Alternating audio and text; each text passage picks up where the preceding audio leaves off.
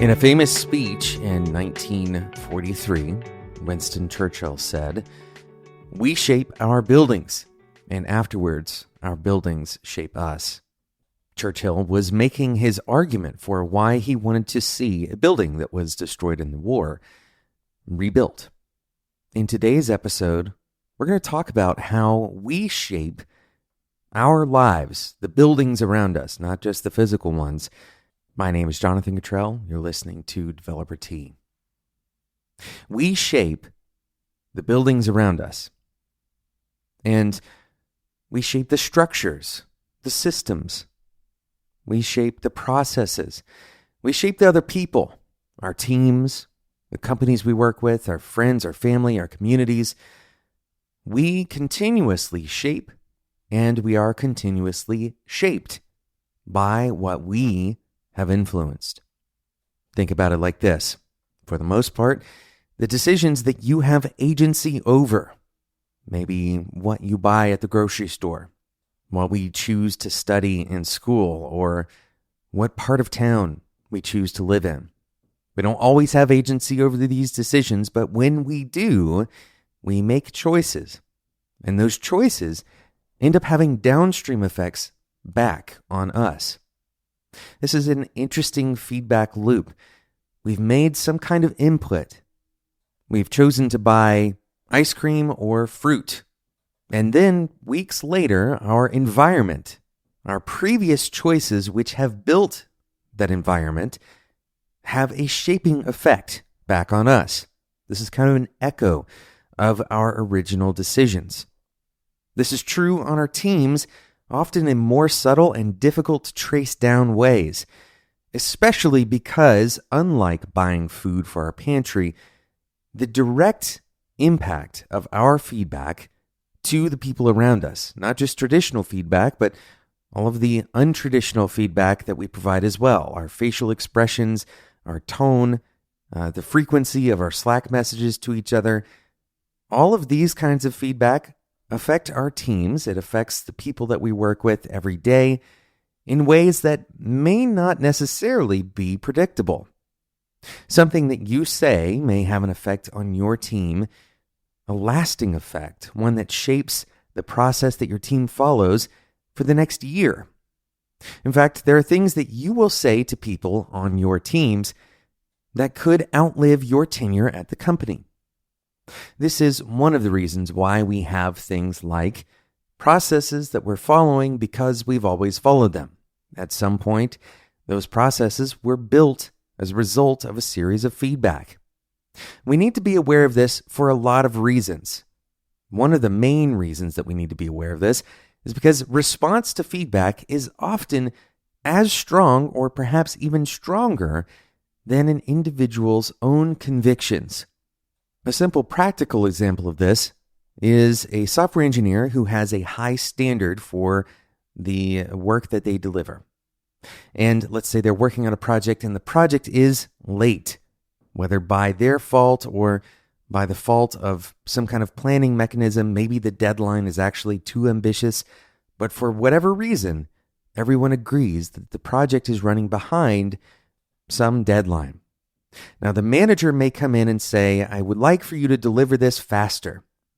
The software engineer now has a choice to make.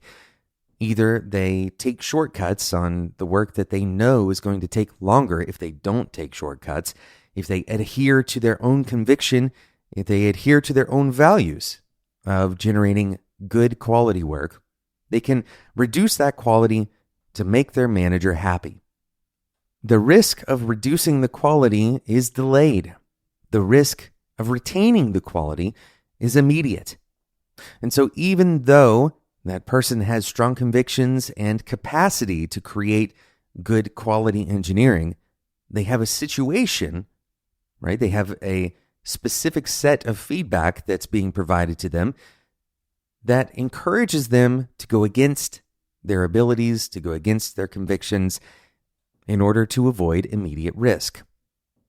Similarly, we also provide encouraging feedback that produces a reinforcement loop for bad behaviors that we don't necessarily want to reinforce.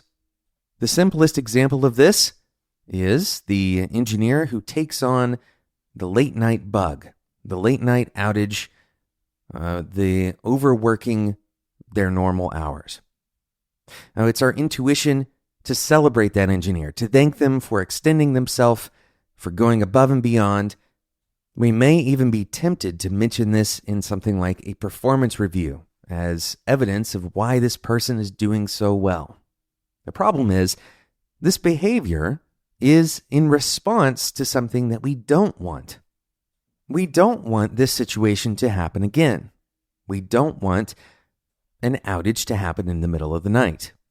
We don't want engineers feeling like the only way they can succeed or the only way to excel is to spend more time than you normally would commit for the company. And so instead of congratulating or celebrating that this individual has gone above and beyond, that they've spent their own personal time, these are all behaviors that while we may have gratitude for their willingness to do something in an extenuating circumstance, we don't want to celebrate this to create a system of celebration for these kinds of acts. Instead, a good engineering manager would apologize. I'm sorry that this happened. I appreciate you dealing with this bad situation. What we're doing here is we're creating a feedback loop of this being a negative thing that we don't want to repeat in the future. How do we fix this so that we don't have to do this anymore? In tandem, take your celebration and your congratulations to the folks who are fixing problems upstream, the people who are preventing outages that would otherwise happen after hours. The way that we think about the systems around us, the teams, the people, the tools that we use even, we should be thinking about them in terms of feedback and response. This is the feedback loop. We have some kind of input and the system responds with some kind of output. And then we repeat that over and over. And those systems, those teams, they respond and they change, sometimes in small ways and in progressive ways, and sometimes in big ways. Sometimes the way that our feedback affects a system is completely unexpected. But ultimately, if we are aware of this, we can get in front of it. We can use our feedback to shape things how we would prefer to shape them, rather than accidentally having to clean up when we've shaped them incorrectly. Thanks so much for listening to today's episode of Developer Tea. If you enjoyed this episode, this discussion, I'd encourage you to come and provide your feedback to our community. Head over to developertea.com/Discord. This is a Discord community. It's totally free. There's no catches. We're not trying to sell you anything in there. Instead, we just want you to come in and commit to connecting with other engineers who are looking to grow in their careers and in their lives. Thanks again for listening to this episode. If you enjoyed this episode, make sure you subscribe in whatever podcasting app you're currently using. Until next time, enjoy your tea.